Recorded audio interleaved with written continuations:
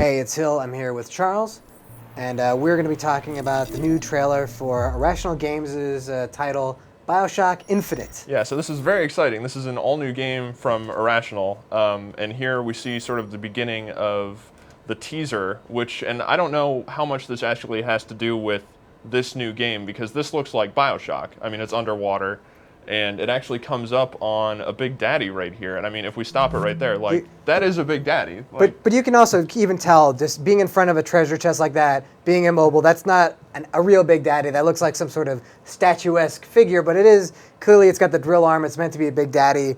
But we'll tell you something that's not revealed in the trailer that we do know. This takes place in 1912. So if Rapture happens in the 50s, how is there a Big Daddy in whatever this is in 1912? Could it be that this is just a guy in a fish tank? With a drill arm? Yeah, I don't know. You need to get into that treasure chest. And so clearly this is meant to make you think, this is Rapture. But then you see sort of a giant fish go by and the lights come on, and it's actually just a model of the Chicago World's Fair from 1893. And we actually got, we think it's our main protagonist, getting his head pulled out of a fish tank. Yeah, so the main guy, his name is Booker DeWitt, and he's a private investigator. And there we see that other Big Daddy-like figure getting squished by a metal boot of another potential Big Daddy figure. Charles, what's that a boot? That's a terrible Canadian reference. Thank you. So I would say, if you look at this mechanical arm, this is sort of the first reference that this really is actually a steampunk game. You know, you could not say that BioShock 1 was a steampunk game, but clearly this is a steampunk influence. This is like, you've got like a robotic kind of arm. As you go a little bit forward, you're going to kind of be able to see that it's a head. It's not like a helmet like we saw in the other one. And then he's got a heart encased in some kind of liquid. Yeah, and he's clearly ill-tempered. And if we pause here, this is the new city. It's called Columbia, and this was actually launched. It wasn't like a secret thing. This was launched by the U.S. as like a floating World's Fair type thing. Fairly unrealistic. I don't really think they had the tech to develop this kind of thing at the time, but I think we're supposed to sort of let that slide. But perfectly fitting into the whole steampunk vibe. And then you can see that there are flags everywhere. You can see all the way into the background of the roofs of the little city, that there are American flags. And we should note that the city is not one kind of full unit. It's actually a bunch of sort of almost like little city-states connected together that you travel on rail to. Yeah, they're connected through rail systems, and then you'll see in the trailer they actually move around independently of each other, so they're constantly shifting. You can actually see like the little fans on it moving around like right there past that blimp. Yeah, it's built with propellers and hot air balloons is apparently how it stays afloat.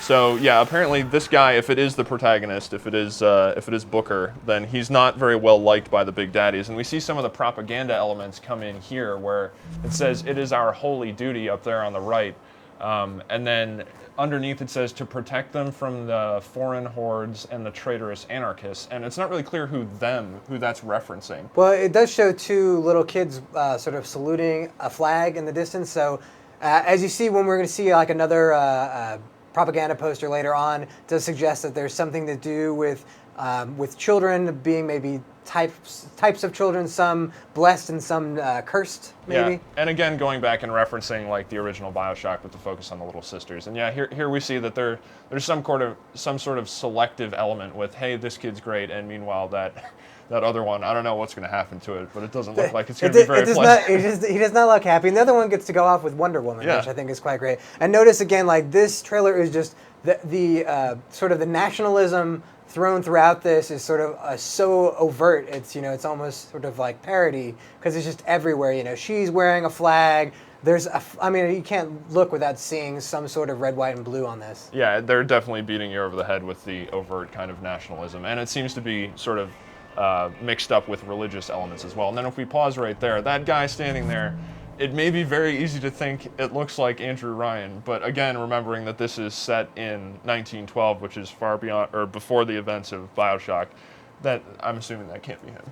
Unless he's a cyborg. But I think that there could be a statement of having this little toy Big Daddy in a fish tank that gets smashed by sort of the real Big Daddy, that maybe Rapture, that as we know it, wasn't real. That's true. Yeah, this may be an entirely different universe. Called BioShock just for sales purposes. Yeah, I really don't know. And so this is the part Charles was talking about earlier, where it's like the city is dynamic, so that it can sort of adjust itself as you move along. So this this kind of section of the city is actually raising itself higher. Yeah, and also clearly, I mean, it's a much different type of visual style here. I mean, everything's super bright. It's like wide open environments, so you're not sort of in claustrophobic, waterlogged corridors anymore. And here we see evidence that, yes, there will be some sort of magic slash telekinetic powers going on here. This is actually the female lead, we're assuming, Elizabeth, who Booker has sort of been sent here to find and bring back. And she has magical powers, as does, which is not shown in this trailer, Booker has magical powers as well. Yeah, I like that you call them magical powers. But well, they are kind of magical. Some sort of powers, yeah. Well, so we don't know why, but the city of Columbia doesn't want to let her go, and you're basically sent to find her. And she's here, she's saving you now, pulling you towards her, but bad things are about to happen, Charles. Bad things. Yeah, so we got a Big Daddy, or what we're assuming is a Big Daddy hand coming out from behind the window there, and it's not clear if Steam Daddy, we'll call him. Steam Daddy. It's not clear if there's going to be another dynamic like the Little Sister Big Daddy dynamic from the original BioShock, or if they're just like mindless kind of city protectors that just wander by themselves. But we can clearly see there will be more cleavage than in the original BioShock, so there's that. Quite a bit right there. So yeah, that's the other thing. It's not really clear who the actual like ultra villain is in this, or megalomaniac city builder. Although again, it wasn't built in secret. It was built very much like up open to the public, and then just kind of something went wrong, obviously. And as you can see, right as you're following that, you're over a bunch of farmland. So we're going to assume probably you're just flying out over the Midwest, maybe. So that's our first look at BioShock Infinite. Sure that we're going to be seeing quite a bit more of it over the next few years before it comes out.